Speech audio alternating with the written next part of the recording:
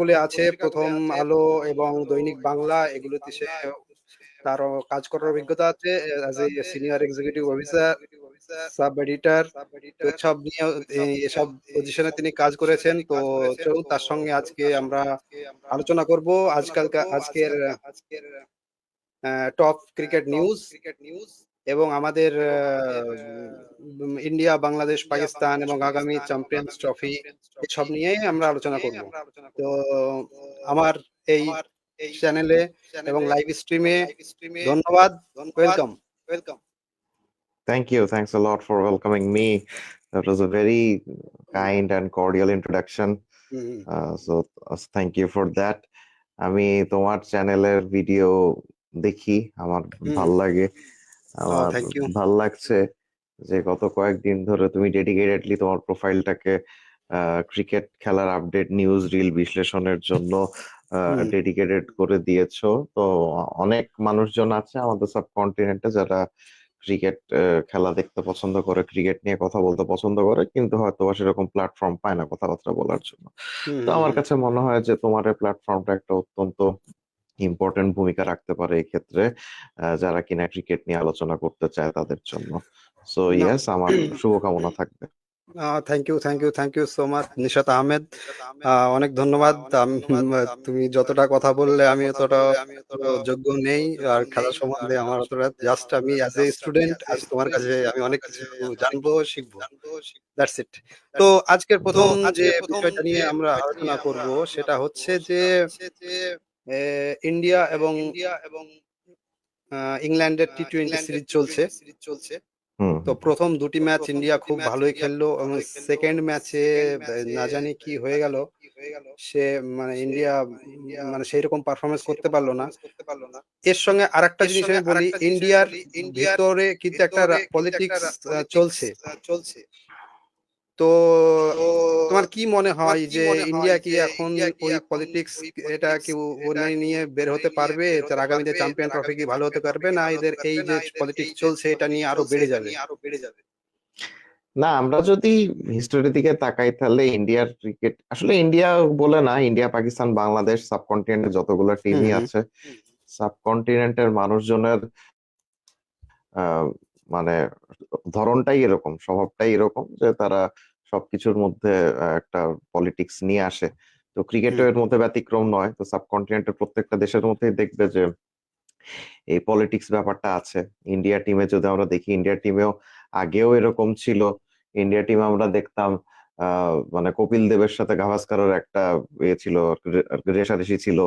সেটা মানে হয়তো বা খুব সম্ভবত আমরা সবসময় দেখতে পেতাম না, কিন্তু তাদের বিভিন্ন ইন্টারভিউ বলো বা বিভিন্ন বইটে পড়লে আমরা জিনিসটা কিন্তু বুঝতে পারছি তাদের মধ্যে একটা ছিল। তারপরে সাম্প্রতিক কালে যদি আমরা কথা বলি, মহেন্দ্র সিং ধোনির সাথে যুবরাজ সিং এর একটা বহু বছর ধরে একটা রেষারেষি ছিল। সো ড্রেসিং রুমে এগুলো হওয়াটা স্বাভাবিক। কারণ সাবকন্টিনেন্টের ক্ষেত্রে এখন ইন্ডিয়ার যে টিমটা আছে, ইন্ডিয়ার টিমে আমরা স্পষ্টতই দেখতে পাচ্ছি যে দুটো ভাগ আছে। একটা হলো গিয়ে বিরাট কোহলি সেকশন এবং একটা হলো গিয়ে রোহিত শর্মা সেকশন। সো বিরাট কোহলির একটা সেকশন আছে, তার পছন্দের কিছু খেলোয়াড় আছে। যখন বিরাট কোহলি ক্যাপ্টেন থাকে তখন সেই খেলোয়াড়গুলো ডাক পায়। আবার যখন রোহিত শর্মা ক্যাপ্টেন থাকে তখন তার পছন্দের অনেকগুলো খেলোয়াড় ডাক পায়, তখন আবার বিরাট কোহলির পছন্দের খেলোয়াড়গুলো ডাক পায় না।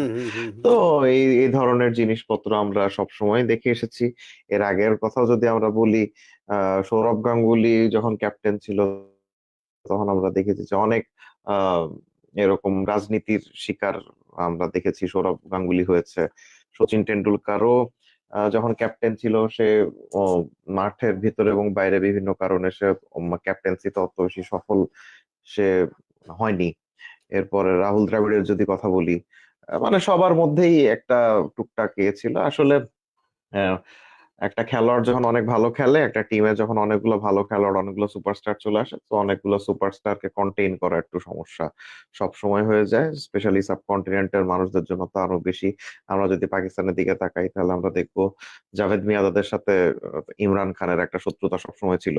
হ্যাঁ, এটা আমরা ছোটবেলা আমাদের বাবারা, দাদারা, চাচারা যখন খেলা দেখেছে তারা বলতো যে জাভেদ মিয়াঁদাদ ইমরান খানকে দেখতে পারতো না। আবার ওদিক দিয়ে ওয়াসিম আকরাম আর ওয়াকার ইউনিস, তারা বোলিং জুটি দুর্দান্ত, কিন্তু হুম তাদের হুম মধ্যকার ব্যক্তিগত সম্পর্ক কিন্তু অত ভালো না। হ্যাঁ, এক্স্যাক্টলি। আবার শোয়েব আক্তারের যদি আমরা কথা বলি, শোয়েব আক্তার আবার ওয়াসিম আকরামকে অনেক বেশি পছন্দ করে, কিন্তু সে আবার ওয়াকারকে পছন্দ করে না।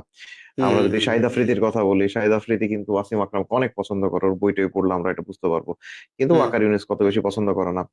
আবার ইউসুফ ইউহানা সম্বন্ধে শহীদ আফ্রিদি তার বইতেই লিখেছিল যে পাকিস্তানের হিস্টোরির সবচেয়ে জঘন্যতম ক্যাপ্টেন সে, এবং সে দলের মধ্যে অনেক বেশি দলবাজি গুটিবাজি করতো।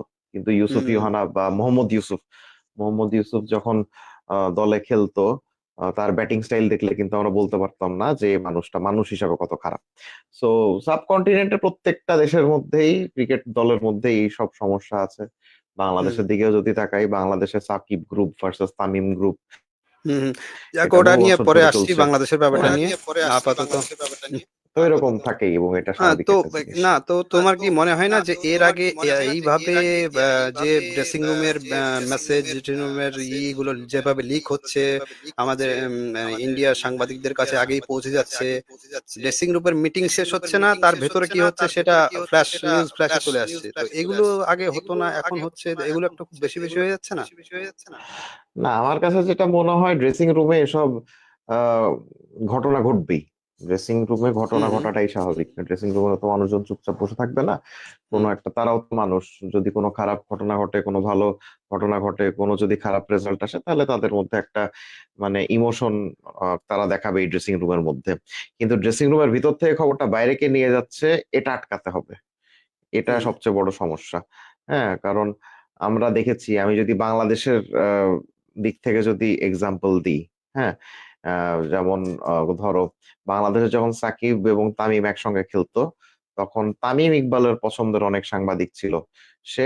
তারা কি করতো, তামিমের কাছ থেকে আগের দিনেই সব খবর টবর জেনে যেত, যে পরের দিন স্টার্টিং লাইন আপে কে কে থাকবে, মেইন তোমার এই একাদশে কে কে থাকবে, হ্যাঁ, বা হুম টিমে কে কি করছে না করছে, এসব জিনিসপত্র অনেক পরিচিত সাংবাদিক তামিমের কাছ থেকে জেনে যেত, যেটা আবার সাকিব পছন্দ করতো না। তো সাকিব ওকে। যখন ক্যাপ্টেন ছিল গত বছর, সে যখন তামিমকে দল থেকে বের করে দিল, তখন কিন্তু আমরা দেখলাম যে না, এসব খবরগুলো আর কিন্তু বের হচ্ছে না। তো ইন্ডিয়ার মনে হয় এই জিনিসটা বের করতে হবে, যে ড্রেসিং রুমের খবর কে লিক করছে। এই হুম জিনিসটা মানে কোচের সবচেয়ে বড় ভূমিকা থাকা দরকার বলে আমি মনে করি। ইন্ডিয়ার কোচ এখন গৌতম গম্ভীর আছে। তো গৌতম হুম গম্ভীর খুবই ভালো কোচ একজন, কিন্তু আমার মনে হয় সে ভালো ম্যান ম্যানেজার না। ম্যান ম্যানেজার না আহ, বলতে, কোচ সবাই কিন্তু হতে পারে, কোচ সবাই হতে হুম পারে। সবাই বলতে পারে যে একটা ইনিংসের মানে এই সময় কি করতে হবে কি না করতে হবে, কিন্তু একটা হুম খেলোয়াড়, সে খেলোয়াড়ের বাইরে তো মানুষ। সে মানুষের সাথে তার ঠিক মতো কমিউনিকেট করতে হবে, হুম এবং তার সাথে ব্যক্তিগত সম্পর্কের যে জায়গাটা আছে সেই জায়গাটাকে আরো উন্নত করতে হবে। এগুলো করলে কি হয়, টিমের মধ্যে যখন বন্ডিংটা অনেক স্ট্রং হয়ে যায়, হুম বন্ডিং হুম স্ট্রং হয়ে গেলে তখন এইসব জিনিসপত্রগুলো ড্রেসিং রুম থেকে লিক হয় না। সো ওকে ইন্ডিয়ার কোচ হিসেবে আমার মনে হয় গৌতম গম্ভীরের এসব জিনিসপত্রগুলো অনেক বেশি মনোযোগ দেওয়া দরকার বলে আমি মনে করি। ওকে। তো ওকে, তো যাক, খুব সুন্দরভাবে বুঝিয়ে দিলে তুমি, খুব ভালো লাগলো। আর আচ্ছা, আরেকটা, তো ইন্ডিয়ার এখন কারেন্ট যে টিম আছে, এই টিম চ্যাম্পিয়ন্স ট্রফিতে তোমার কি মনে হয় কতটা ভালো করতে পারে? অন্যদিকে পাকিস্তান যথেষ্ট ভালো ফর্মে আছে, সদ্য তারা এই অস্ট্রেলিয়াকে হারিয়েছে, সাউথ আফ্রিকা হারিয়েছে, তারপরে তাদের আবার হোম গ্রাউন্ডে খেলা, তো তারা একটু অ্যাডভান্টেজ পাবে সেখানে। ইন্ডিয়ার টিম এই মুহূর্তে কোথায় দাঁড়িয়ে? না, ইন্ডিয়া তো সব সময় মানে ফেভারিট, এটা নিয়ে কোনো সন্দেহ নাই। হুম মানে ইন্ডিয়া, আমরা গত 50 ওভার্স এর ওয়ার্ল্ড কাপের ক্ষেত্রেও দেখেছিলাম, গোটা টুর্নামেন্টে দুর্দান্ত ফর্মে ছিল, ফাইনালে গিয়ে একটু ছন্দপতন হয়ে যায়, যে কারণে হুম হুম এ হয়। সো আমরা যদি প্রফেশনালিজমের দিক দিয়ে বলি, ইন্ডিয়ার খেলোয়াড়রা জানে যে বড় টুর্নামেন্টে কিভাবে নিজেদেরকে সামলাতে হয়, কিভাবে কিভাবে পারফর্ম করতে হয়, কিভাবে চলতে হয়, এটা তারা খুবই ভালো মতো জানে। এটা নতুন করে এক্স্যাক্টলি। বলার কিছু নেই। তো তারা সব সময় চ্যাম্পিয়ন্স ট্রফির মানে প্রথম দুইটা বা তিনটা ফেভারিট টিমের মধ্যে থাকবে, সব সময় থাকবে, সেটা যাই হোক না কেন। কিন্তু একটু আগে আমরা যে জিনিসটা নিয়ে কথা বললাম, যে ইন্ডিয়ার মেইন সমস্যা কখনোই কিন্তু ট্যালেন্ট নিয়ে হয় না। ইন্ডিয়ার 11 জন তো বটেই, 11 জনের বাইরে যে 20 জন দাঁড়িয়ে আছে, যারা একাদশে খেলার জন্য অপেক্ষা করছে, এই মোটামুটি 30-40 জন খেলোয়াড় সব সময় ট্যালেন্টেড। ইন্ডিয়াতে ট্যালেন্টেড খেলোয়াড় ছাড়া কেউ চান্স পায় না, কিন্তু ইন্ডিয়ার মেইন সমস্যা ট্যালেন্ট না, ইন্ডিয়ার মেইন সমস্যা হলো গিয়ে এই যে এইসব জিনিসপত্রগুলা, ইগো, ব্যক্তিগত সমস্যা, ক্ল্যাশ যে হচ্ছে, এইগুলা বড় টুর্নামেন্টে অনেক প্রভাব ফেলে। তো আমার মনে হয় চ্যাম্পিয়ন্স ট্রফির আগে ইন্ডিয়ার এসব ছোটখাটো জিনিসপত্রগুলো যদি তারা ঠিকঠাক মতো সমাধান করতে পারে, তাহলে তাদের চ্যাম্পিয়ন্স ট্রফি জয়ের সম্ভাবনা খুব ভালো আছে আমি বলতে পারি। আর পাকিস্তানের ক্ষেত্রে যেটা বললাম, পাকিস্তান ফর্ম ভালো, আবার পাকিস্তান ফর্ম খারাপ, তারা সবসময় আনপ্রেডিক্টেবল টিম। তারা ভালো খেললেও তারা যে কনসিস্টেন্টলি ভালো খেলবে এই জিনিসটা আমরা কিন্তু বলতে পারি না। কারণ দুই দিন আগেই দেখলাম ওয়েস্ট ইন্ডিজের সঙ্গে টেস্ট খেলছিল, নোমানকে দেখলাম হ্যাট্রিক করলো। নোমান আলীকে হ্যাট্রিক করলো, হ্যাট্রিক করার পরে কি দেখলাম, ফার্স্ট ইনিংসে West Indies was reduce to like 37 for 8, 37 run 8 wicket বা 54 রান 8 উইকেট, এরকম অবস্থা থেকেও তারা খুব সম্ভবত 140 বা 144 রানে তারা কিন্তু হেরে গিয়েছে। তো এইসব জিনিসপত্রগুলো পাকিস্তানের কাছ থেকেই সম্ভব, ক্রিকেট বিশ্বে দুটো দেশের কাছ থেকেই সম্ভব এসব রেজাল্ট, একটা পাকিস্তান একটা বাংলাদেশ। হ্যাঁ, তো এইসব জিনিসপত্রগুলা তাদের ধারাবাহিকতা কখনোই ছিল না। সো তাদের ধারাবাহিকতা যখন মানে যতক্ষণ না পর্যন্ত থাকছে, ততক্ষণ পর্যন্ত আমার কাছে মনে হয় না যে পাকিস্তান খুবই সিরিয়াস কোন একটা এ করতে পারবে আর কি। আবার আরেকটা জিনিস বলা যেতে পারে যে চ্যাম্পিয়ন্স ট্রফির মাঠ যেহেতু পাকিস্তান, মানে হোস্ট যেহেতু পাকিস্তান এবং ইউনাইটেড মানে ইউএই আর কি, ইউএই তুমি এখন যেখানে আছো সেখানে, সো ইউএই পাকিস্তান, ইউএই তে পাকিস্তানের ফর্ম সবসময় ভালো থাকে, আর ঘরোয়া মাঠে তো অবশ্যই একটা হোম অ্যাডভান্টেজ পাকিস্তানের থাকবেই। সো এইসব জিনিসপত্র বিবেচনা করে পাকিস্তান যদি ঠিকঠাক মতো একটা টিম সিলেক্ট করতে পারে, তাহলে পাকিস্তানের একটা সম্ভাবনা রয়েছে। আর এই অবস্থা থেকেও যদি পাকিস্তান না জিততে পারে, তাহলে বলতে হবে যে না, তারা তাদের হোম অ্যাডভান্টেজটাকে ঠিক মতো কাজে লাগাতে পারেনি। তো আচ্ছা, তো ইন্ডিয়ার এখন যে কারেন্ট টিম আছে তাতে কি তোমার মনে হয় ক্যাপ্টেন চেঞ্জ করা উচিত? এটা নিয়ে কিন্তু ইন্ডিয়াতে খুব তোলপাড় চলছে এখন।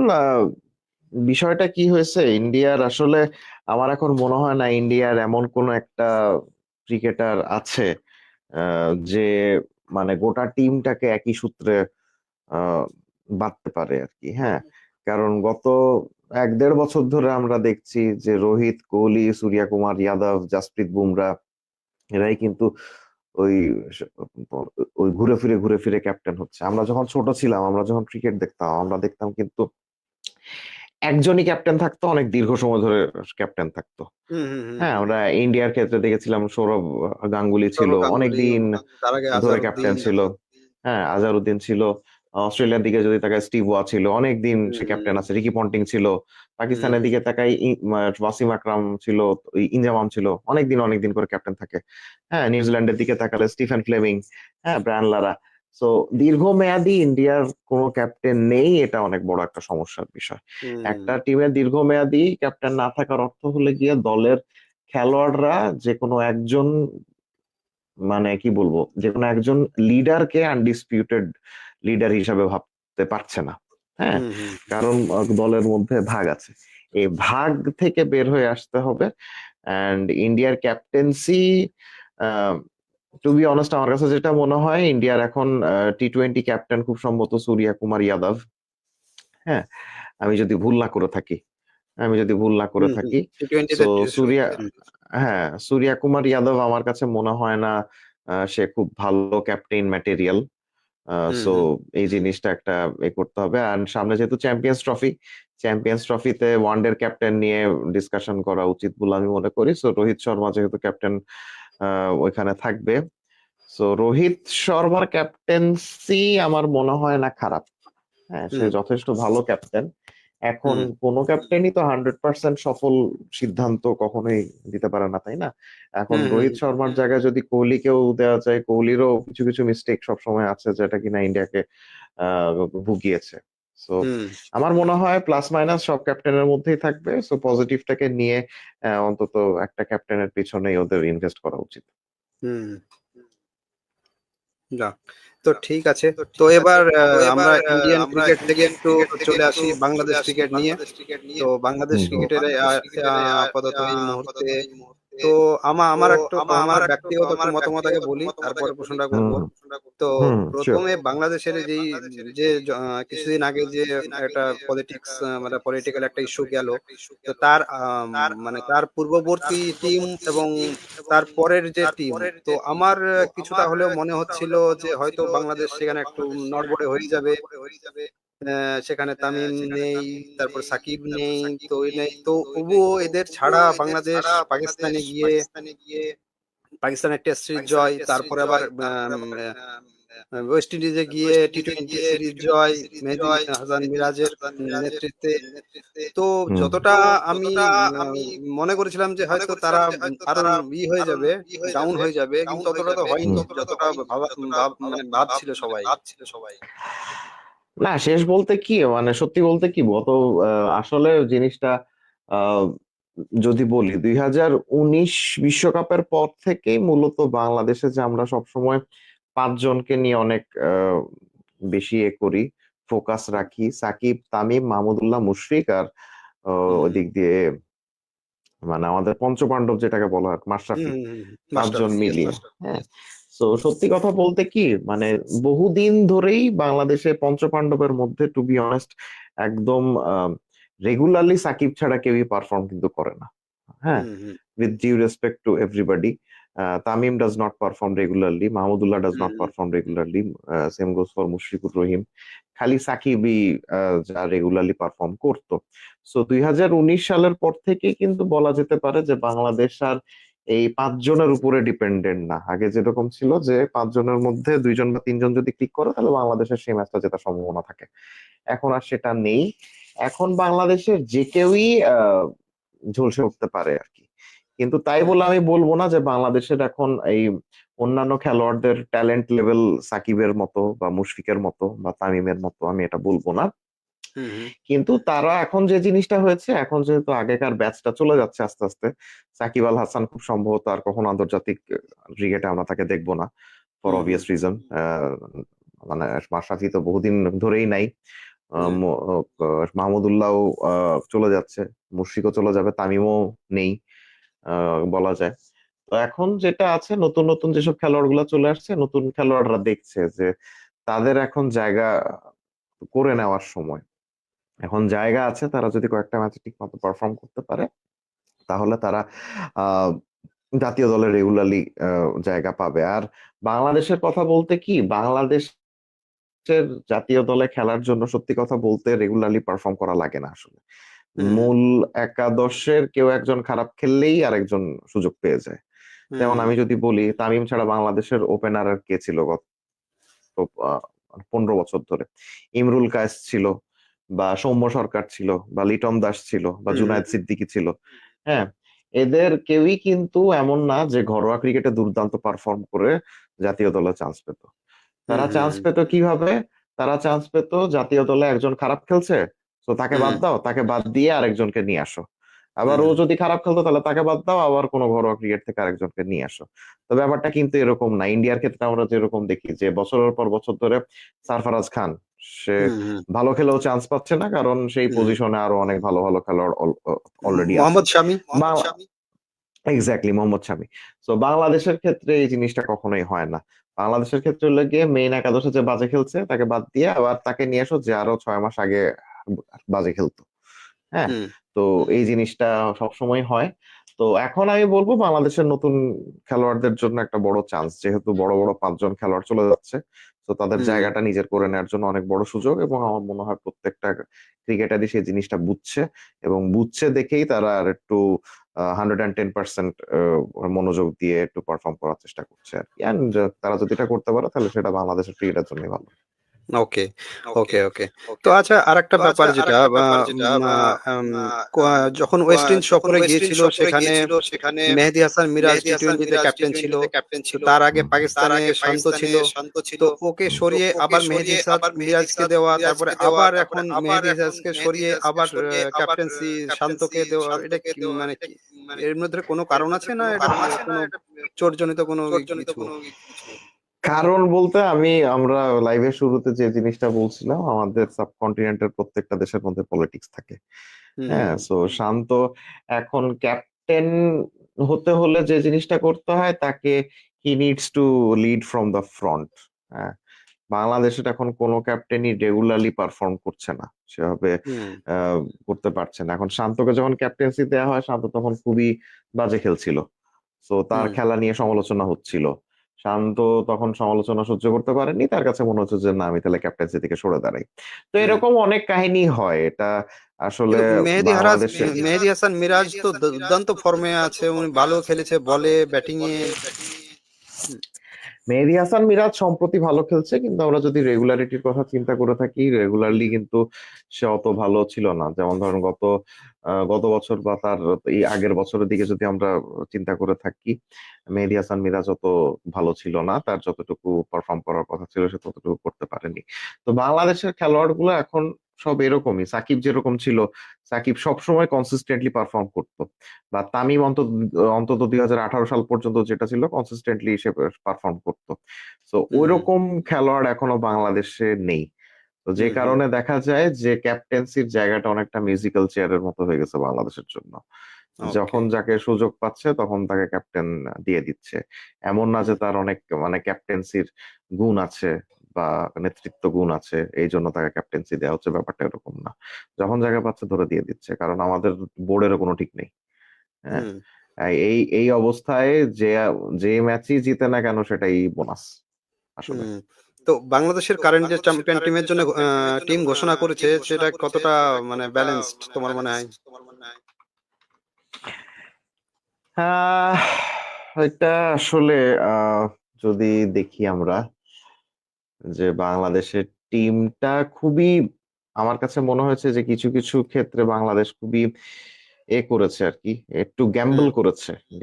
হুম যেমন নতুন অনেক খেলোয়াড় আছে, তারা যদি ক্লিক করে খুবই ভালো, তারা যদি ক্লিক না করে প্রবলেম। যেমন পারভেজ হোসেন আছেন একজন, নতুন হুম আসছেন।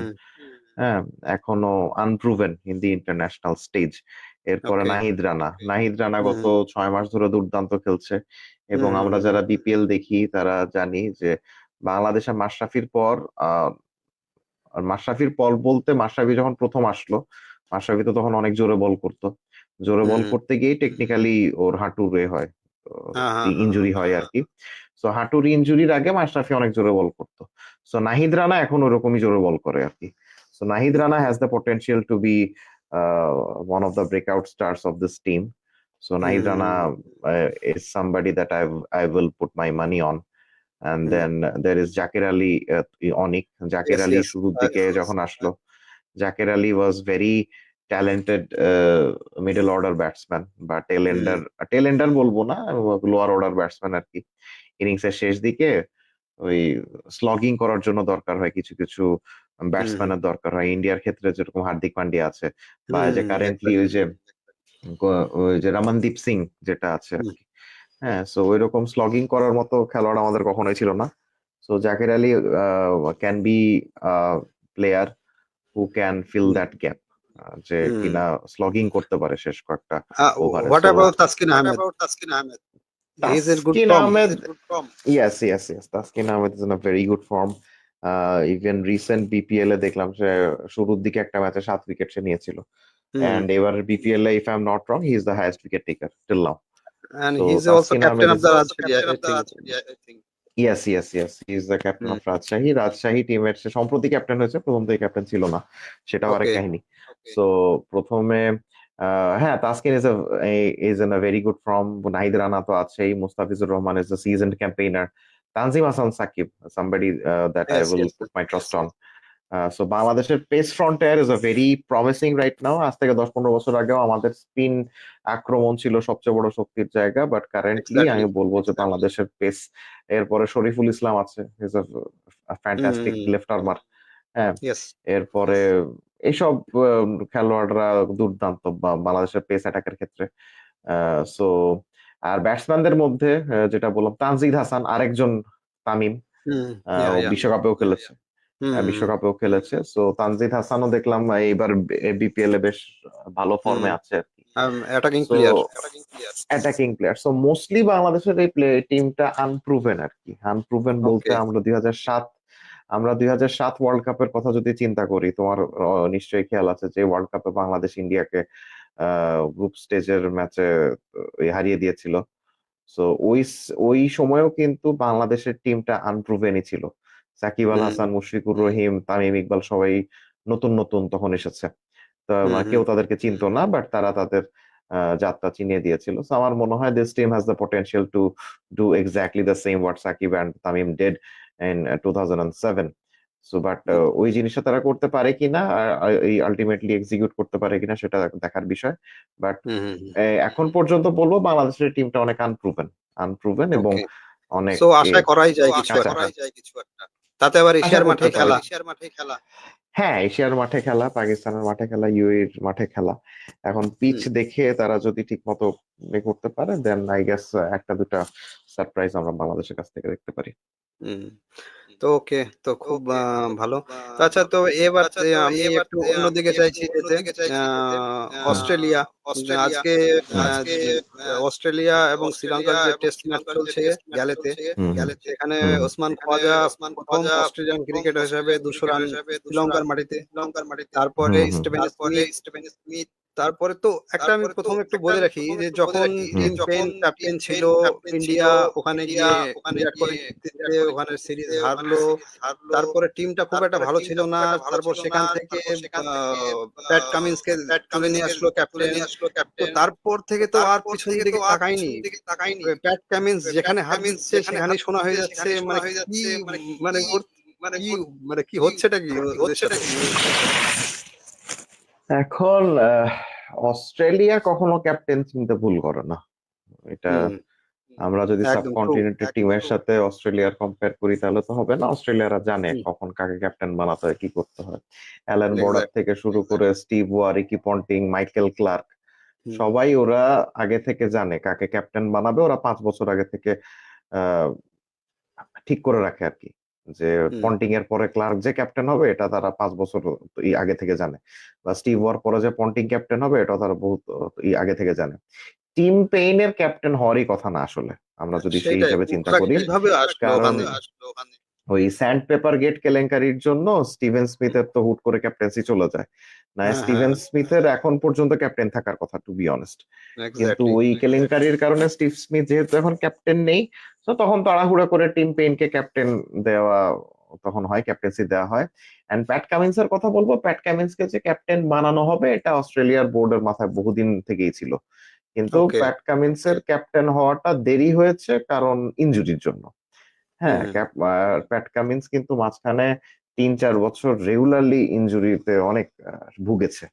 হ্যাঁ, তো তখন অস্ট্রেলিয়ান বোর্ড চাইলেও তাকে ক্যাপ্টেন করতে পারেনি।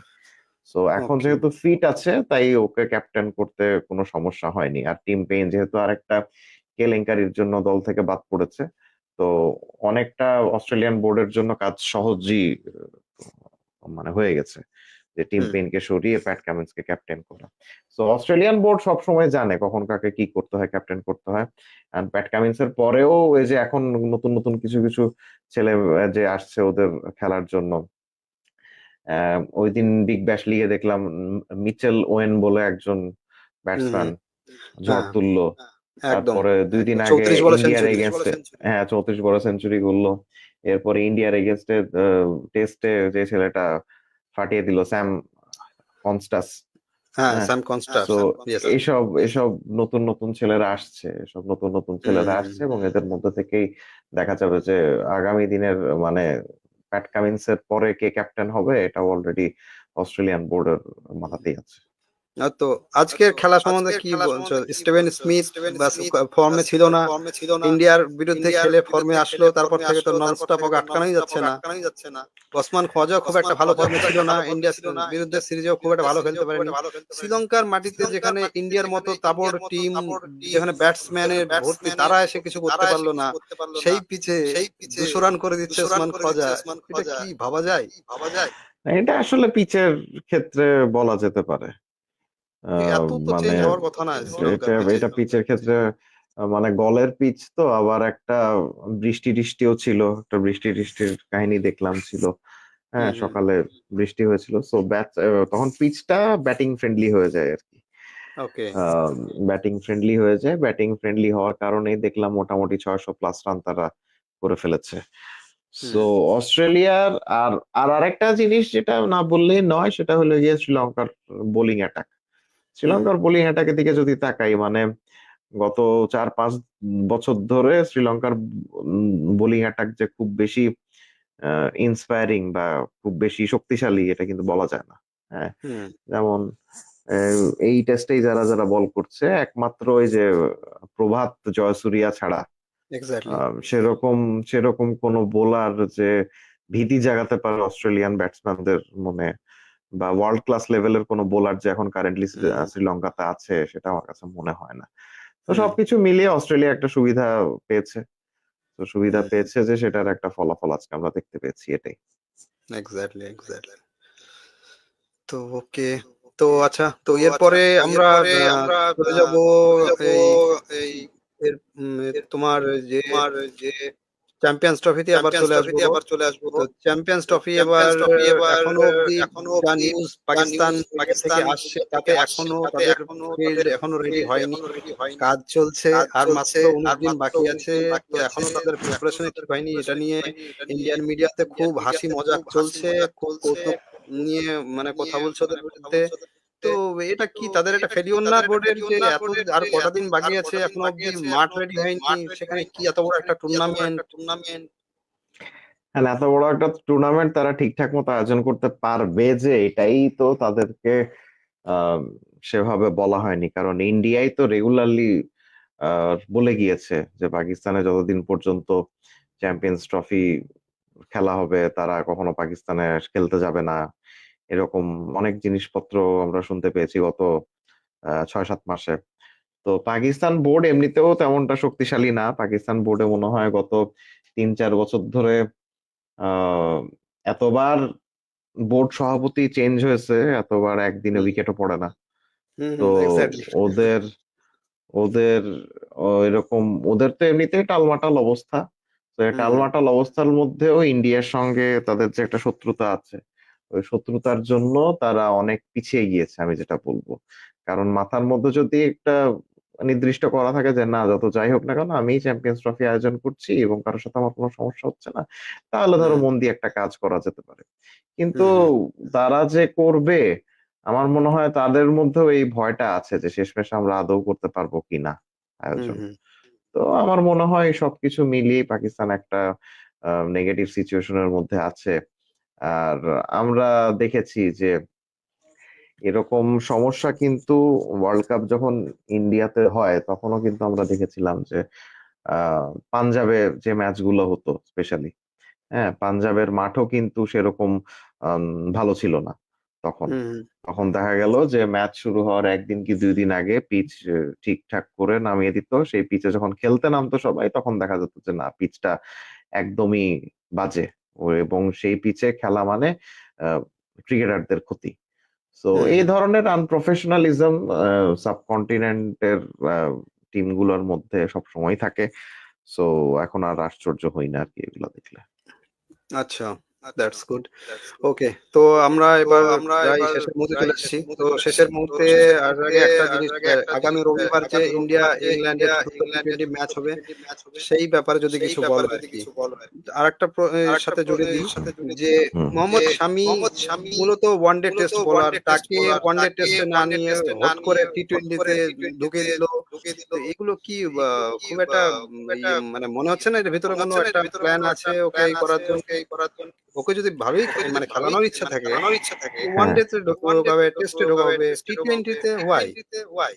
না, আমার কাছে যেটা মনে হয়, ভারতে যে কয়েকজন অল ফরম্যাট বোলার আছে, যে কিনা সবগুলা ফরম্যাটেই দুর্দান্ত বল করতে পারে, তা আমার কাছে মনে হয় স্বামী তাদের মধ্যে একজন।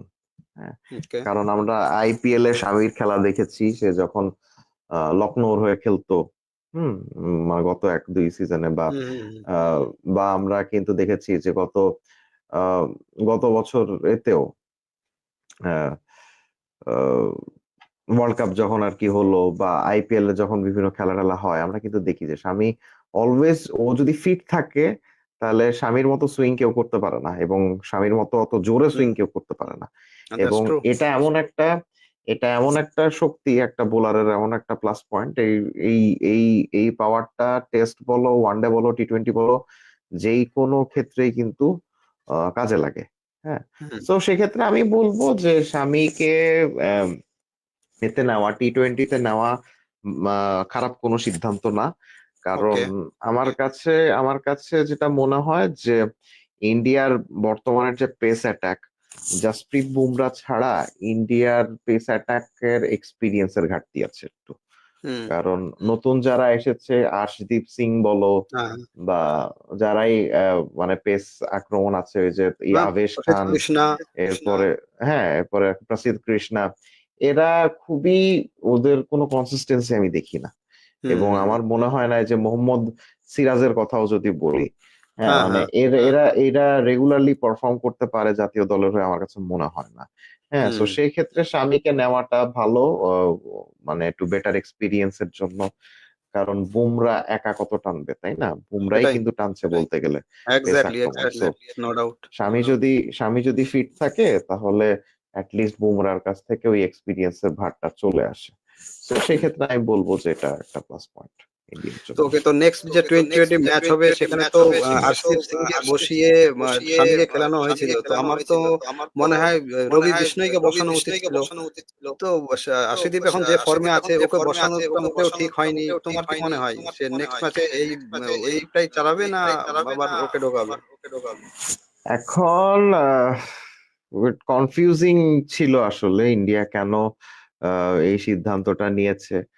খুব হুম, সম্ভবত তাদের কাছে মনে হয়েছে যে রবি বিষ্ণয়কে খেলানোর পেছনে হয়তোবা তারা ভেবেছিল যে না, আহ, মানে স্পিনাররা হয়তোবা রাজকোটে ভালো করবে, এই জন্য হয়তো রবি বিষ্ণয়কে নেওয়া হয়েছিল, যেটা কিনা আমরা দেখেছিলাম যে আমরা যদি বারুণ হ্যাঁ, বরুণ চক্রবর্তীর দিকে তাকাই, টপ সে ফর্মে আছে কিন্তু এখন। দুর্দান্ত ফর্মে আছে এবং সে কিন্তু একই ম্যাচে 5 উইকেট সে কিন্তু নিয়েছে, হুম, হুম, বা হুম, আকসার প্যাটেলও কিন্তু 1 উইকেট নিয়েছে। তো হুম, সেক্ষেত্রে আমরা বলতে পারি যে রবি বিষ্ণয় ছাড়া ওই ওই ম্যাচে স্পিনাররা কিন্তু বেশ সফলই ছিল। হ্যাঁ, সো হুম, রবি বিষ্ণয় আমার কাছে মনে হয় একদিন তার একটু বাজে ফর্ম গিয়েছে। আদারওয়াইজ রাজকোটের পিচে আমার কাছে মনে হয়েছে যে না, ওটা মানে স্পিনারদের জন্যই সুবিধা ছিল, এর জন্য হয়তো আশদীপ হুম, সিংকে বসিয়ে ওকে নেওয়া হয়েছে। সো এটা আসলে পিচের উপরে ডিপেন্ড করে যে কোন পিচে কে মানে কে খেললে ভালো হয়, পেসার খেললে ভালো হয় নাকি স্পিনার খেললে ভালো হয়। যেমন চেন্নাইয়ের ক্ষেত্রেও আমরা জানি চেন্নাইয়ের পিচ ঐতিহ্যগতভাবে স্পিনারদেরকে বেশি সাহায্য করে। হ্যাঁ, একদম, একদম। তো এইসব জিনিসপত্রগুলা সবসময় থাকে। যেমন আজকে ম্যাচ যেটা হবে, সো আজকের ম্যাচ খুব সম্ভবত পুনেতে হবে, হ্যাঁ, এক্স্যাক্টলি, পুনেতে। If I am not wrong. Yes. আজকের ম্যাচটা পুনে হবে। সো আজকেও কিন্তু আমরা দেখবো যে বোলিং অ্যাটাকের মধ্যেই একটা লড়াই চলতে পারে, ইন্ডিয়ার স্পিন বনাম ইংল্যান্ডের পেস, এরকম একটা আক্রমণ আমরা দেখতে পারি। হুম, সো দেখা যাক আজকে আশদীপ সিং বসে কিনা, বাট আমার কাছে মনে হয় যে মোহাম্মদ শামিকে কনসিস্টেন্টলি খেলানো উচিত। Okay, okay, good note. Okay, on a lighter note আরেকটা কথা বলি। ইংল্যান্ডের লিভিংস্টোন, ব্রুক, যারা আরসিবি কিনেছে, তারা তো কেউ হুম। ফর্মে নেই। তো এখন সবাই ইন্ডিয়া মিডিয়াতে এরকম বলা বলি চলছে যে আরসিবি তে আসলেই তার ক্যারিয়ার শেষ। এটা কতটা তুমি করো? না, আরসিবি আসলে বিষয়টা কি, আরসিবি কখনোই তারা কোনো পরিকল্পনা করে খেলোয়াড় কিনে বলে আমার মনে হয় না। আমরা আইপিএল তো সেই 2008 সাল থেকে দেখছি। আট হুম, সালে আমার এখনো মনে আছে আরসিবি প্রথমে যেই দল বানিয়েছিল, হুম, ওই হুম, দলে ওরা বেছে বেছে সব টেস্ট ব্যাটসম্যানকে নিয়েছিল। এক্স্যাক্টলি। হ্যাঁ, রাহুল দ্রাবিড়, অনিল কুম্বলে, রাহুল শিবনাথ দ্রাবিড় ছিল, চন্দ্রপল, অনিল কুম্বলে, হুম, শিবনারায়ণ চন্দরপল, মিসবাউল হক। মিসবাউল হ্যাঁ, হক। এদেরকে নিয়ে নিয়ে আরসিবি তখন, এরপরে এও ছিল, আর ওয়াসিম জাফরও ছিল। হ্যাঁ, সো এক্স্যাক্টলি। হ্যাঁ, সো তাদের কখনো কোনো পরিকল্পনা থাকে না। আর এবার তাদের এই যে দেখলাম আইপিএল এর অকশনে তাদের অ্যাক্টিভিটি যেটা দেখলাম, তারা আহ, মোটামুটি ওইটা চিন্তা করেই গিয়েছিল যে গত সিজনে কলকাতাতে যারা যারা খেলেছে তাদের সবাইকে যে করেই হোক না কেন নিয়ে আসতে হবে। তো তারা সফল হয়েছে 2-3টা ক্ষেত্রে। ফিল সল্টকে নিয়ে আসতে পেরেছে, ওইদিকে এক্স্যাক্টলি। ওই সুয়াশ শর্মাকে নিয়ে আসতে পেরেছে। আবারও হুম, যে ওদের খুব সম্ভবত পরামর্শকের জায়গায় ছিল দীনেশ কার্তিক। তো দীনেশ হ্যাঁ কার্তিক হয়তো তাদেরকে বলেছে যে না, কলকাতার খেলোয়াড়দেরকে যদি তুমি নিয়ে আসতে পারো তাহলে তোমরা জিতবা। তো খুব বেশি খেলোয়াড়কে যে নিতে পেরেছে ব্যাপারটা সেরকম না। তো আমার কথার অর্থ হইলো গিয়ে মানে ওরা জানে না যে ওরা কি করবে, ওরা হুম কখনোই জানে না ওরা কি করবে। না হয় একটা টিম প্রত্যেক সিজনেই বলতে গেলে এক দুজন খেলোয়াড় বাদে সবাইকে ছেড়ে দেয়। এটা হুম তখনই হয় যখন ওই টিমের মধ্যে কোনো পরিকল্পনা থাকে না। এই কাজটা হুম রেগুলারলি করে আরসিবি আর পাঞ্জাব, এবং এক্স্যাক্টলি নট কোইন্সিডেন্টালি এই দুটো টিমই আইপিএল এর হিস্টোরির সবচেয়ে বাজে টিম। হ্যাঁ, আমি সেদিন একটা স্ট্যাটস দেখলাম যে সব থেকে বেশি ক্যাপ্টেন চেঞ্জ করেছে পাঞ্জাব, তার প্রতিটা হুম সিজনে নিউ নিউ ক্যাপ্টেন। হুম প্রত্যেকটা সিজনে নিউ নিউ ক্যাপ্টেন, এবং আহ, ওই তো ওদেরও কোনো প্ল্যান পরিকল্পনা নেই। এবারেও হুম যদি আমরা দেখি, এবারেও খুব সম্ভবত তারা ওই একজন দুজন খেলোয়াড়কেই রেখে দিয়েছিল। একজন দুজন খেলোয়াড়কে মানে even if I am not রং, তারা আশদীপ সিং কেও কিন্তু শুরুতে রিটেন করেনি। হ্যাঁ, ইয়েস। আহ, তারা ওই অখ্যাত দুজনকে অল্প টাকা দিয়ে রিটেন করেছিল, এবং পুরো টিম তারা আবার নতুন করে সাজিয়েছে। সো হুম আবার আমরা যদি দেখাই গতবারের চ্যাম্পিয়ন কলকাতার দিকে যদি আমরা তাকাই, কলকাতা কিন্তু চেয়েছে তাদের পাঁচজনকে রিটেন তো তারা করেছেই, প্লাস অকশনেও তারা তাদের টিমে এর আগে যারা যারা খেলেছে তাদের সবাইকে কিন্তু নিতে চেয়েছে অন্তত। হয়তো বা সবাইকে পায়নি, হ্যাঁ, বাট মোটামুটি 70 থেকে 80% খেলোয়াড়কেই তারা নিতে পেরেছে যারা কিনা গত সিজনও তাদের খেলে গিয়েছে। তো এইটা হইলো গিয়ে একটা কনসিস্টেন্ট টিমের বৈশিষ্ট্য। এটা কলকাতার মধ্যে দেখা যায়, এটা চেন্নাইয়ের মধ্যে দেখা যায়, এটা বোম্বের মধ্যে দেখা যায়। তো এই হুম টিমগুলাই কিন্তু আইপিএল এর সবচেয়ে সফল দল। এক্স্যাক্টলি। হ্যাঁ, একবার ভাবো, সুনীল নারিন আর আন্দ্রে রাসেল কবে থেকে খেলছে। হুম হুম হুম হুম। রাসেল আর নারিন তো আমার মনে হয় অন্য কোনো ফ্র্যাঞ্চাইজিতে খেলেও নি, আইপিএল এর হুম হিস্টোরিতে অন্য কোনো ফ্র্যাঞ্চাইজিতে খেলেও নি। আবার আমরা মুম্বাইয়ের দিকে যদি তাকাই, মুম্বাইয়ের এই সিজনটা একটু বাজে গিয়েছে। সবসময় যে হবে ব্যাপারটা সেরকম না। মুম্বাইতে হুম রোহিত, বুমরা, সূর্যা কুমার, হার্দিক পান্ডিয়া এরা কিন্তু বহু বছর ধরে খেলছে। হার্দিক পান্ডিয়া মাঝখানে এক সিজন কি দুই সিজনের টুয়েতে গিয়েছিল, হ্যাঁ হ্যাঁ গুজরাটে গিয়েছিল, তাছাড়াও কিন্তু গুজরাটে গেছে। সবসময় মুম্বাইতেই ছিল, হুম মুম্বাইতেই ছিল। সো তাদেরও কিন্তু একটা স্ট্রং কোর আছে। Kolkata has a strong core. If you talk about Rinku Singh, Ramandeep Singh, হুম এরপরে দ্য ক্যাপ্টেন ভেঙ্কটেশ আইয়ার, হ্যাঁ, so hmm they have got a very strong core. And same goes for Sunrisers Hyderabad. They have retained a very exactly. strong core as well. But if we talk about Punjab Kings, and if we talk about Royal Challengers Bangalore, in case of Royal Challengers Bangalore, they haven't retained any of their previous players apart from Virat Kohli. So that's a Exactly. huge question, and that hmm basically denotes that they don't have any particular plan regarding what they want to do in the upcoming IPL season. Thank you. তো তুমি কি IPL team এবার সব follow করেছো? সব টিমে? হ্যাঁ, IPL আমার ফলো করা হয়। আইপিএল এর হুম অপশনও দেখলাম, তো খুবই ভালো করে ফলো বেস্ট করলাম আর টিম? কি। Best team to be honest আমি বলবো কলকাতা। কলকাতার জন্য আমার কাছে সফট কর্নার আছে দেখে যে বলছি সেটা বলবো না, ওদের স্ট্র্যাটেজি আমার কাছে ভালো লেগেছে। কারণ ওকে। আপনি দেখবেন যে চ্যাম্পিয়ন টিমের বৈশিষ্ট্যই এটা যে তারা খুব বেশি চেঞ্জ করতে চায় না। হুম কোনো চ্যাম্পিয়ন টিম চেঞ্জ করতে চায় না, তাদের যে উইনিং কম্বিনেশনটা আছে সেই উইনিং কম্বিনেশনটা তারা ধরে রাখতে চায়। ইভেন তারা হুম যে শ্রেয়াস আইয়ারকে ধরে রাখেনি তার পিছনেও তাদের একটা কারণ ছিল। সো এটা হুম এরকম না যে তারা শ্রেয়াস আইয়ারকে ধরে রাখতে চেয়েছিল কিন্তু at the end of the day তারা পারেনি, ব্যাপারটা এরকম না। তারা হুম ধরে রাখতে চায়নি দেখে তারা করতে পারেনি। সো তাদের মধ্যে এই কনসিস্টেন্সিটা আমরা দেখেছি। সো ওই ক্ষেত্রে আমার কাছে মনে হয়েছে যে না, কলকাতা বেটার হয়তো বা। তো দিল্লির টিম তো আমার দেখে ভয়ঙ্কর লেগেছে আমার তো।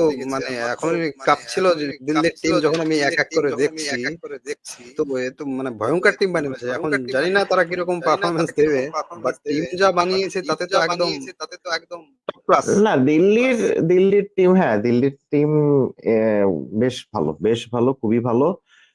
কিন্তু আহ, আমার কাছে যেটা মনে হয় দিল্লির সবচেয়ে বড় প্রবলেম হলে গিয়ে তাদের ইন্ডিয়ান কোর। হুম তাদের ওভারসিজ প্লেয়ার অনেক ভালো। ওভারসিজ হুম হুম প্লেয়ার যদি আমরা বলি, হ্যারি ব্রুক আছে, জ্যাক হ্যাঁ ফ্রেজার এক্স্যাক্টলি। ম্যাকগার্ক আছে, মিচেল হুম স্টার্ক আছে। হ্যাঁ, হুম তো হুম ওদের ওভারসিজ খেলোয়াড় অনেক ভালো। ট্রিস্টান স্টাবস আছে, Faf du Plessis staff, yes যদিও তার স্টাফ। ফর্ম নাই, যদিও তার ফর্ম নাই, but he can add a lot of experience in the lineup. But the problem is, I don't think that they have got enough depth in terms of Indian players. হ্যাঁ, আমরা যদি Indian players এর দিকে তাকাই, আকসার Patel he is good, but he is not in the Rohit Sharma, Virat Kohli level, right? He is Exactly. not in the Rohit Sharma or Virat Kohli level. এরপরে Kuldeep Yadav, he is a okay-ish player, but not a superstar. KL Rahul আমার কাছে গত সিজনে সে ছিল লখনউতে ছিল, if I am not wrong, আর মালিকের সাথে ঝগড়াঝাটি করে সে চলে এসেছে।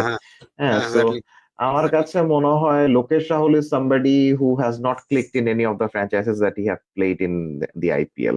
এর আগে সে পাঞ্জাবে খেলেছে, এর আগে সে ব্যাঙ্গালোরে খেলেছে, লখনৌয়ে খেলেছে, সে বহু বহু ফ্র্যাঞ্চাইজিতে খেলেছে, সে কোনো ফ্র্যাঞ্চাইজিতে ক্লিক কিন্তু করেনি। ব্যাপারটা এরকম না যে সে খালি একটা ফ্র্যাঞ্চাইজি মালিকের সাথে ঝগড়া করেছে, মালিকের জন্য সে খেলতে পারেনি, ব্যাপারটা কিন্তু এরকম না। সে কোনো ফ্র্যাঞ্চাইজিতে কিন্তু ভালো করে খেলেনি। তো তার পিছে বেশ বড় সড়ো একটা অ্যামাউন্ট খরচ করেছে দিল্লি। সো এই জিনিসটা একটা কোয়েশ্চেনেবল ডিসিশন, যদি আবার লোকেশ রাহুলকে যদি ক্যাপ্টেন বানানো হয়, সো এটা একটা প্রবলেম। ওভারসিজ প্লেয়ারের কথা চিন্তা করলে Delhi has a very strong core, but IPL কিন্তু ওভারসিজ খেলোয়াড় দিয়ে চলে না। 4 জন বিদেশি নিতে হয়, 7 জন দেশি খেলোয়াড়কে নিতে হয়। আবার যদি দেখা যায় যে ঘুরে ফিরে সেই মোহিত শর্মার মতো 40 বছর বয়সী পেসারের উপর ভরসা করতে হয়, তাহলে সমস্যা। তাহলে তো হ্যাঁ, তো এইগুলো একটা দুর্বলতার জায়গা থেকে যায়। এক্স্যাক্টলি। তো যাক, আমরা শেষের মুহূর্তে চলে এসেছি প্রোগ্রামের। তো তোমাকে অনেক অনেক ধন্যবাদ। তোমার অনেক তথ্য শুনলাম, জানলাম। তো ইন ফিউচার আমি হয়তো আবার, যদি তুমি সুযোগ দাও, আবার ডাকবো। ইনশাআল্লাহ I will be there whenever you call me. I will be there if I can, if my profession persists me. Okay. So দর্শক, আমি এই নিশাত আহমেদের সঙ্গে এতক্ষণ ডিসকাস করছিলাম। তোমরা তার Facebook page Nishat in nutshell, তোমরা অবশ্যই ওটা ফলো করবে এবং তার ইগুলো শেয়ার করবে। তার খুব ডেপথ আছে খেলার ব্যাপারে, স্পোর্টস সম্বন্ধে। তুমি যদি একদম স্পোর্টস লাভার হও, তাহলে অবশ্যই তার চ্যানেলটাকে লাইক করবে এবং শেয়ার করবে। তার লেখাগুলো পড়বে, খুব সুন্দর লেখে, খুব তার ইনডেপথ আলোচনা খুব সুন্দর। তোমরা পড়বে, তাকে ফলো করবে এবং তার ভিডিওগুলো অনেক মাঝে মধ্যে রিলসও আসে, তো ওগুলো বেশি বেশি করে লাইক ও ফলো শেয়ার করবে। তো থ্যাংক ইউ।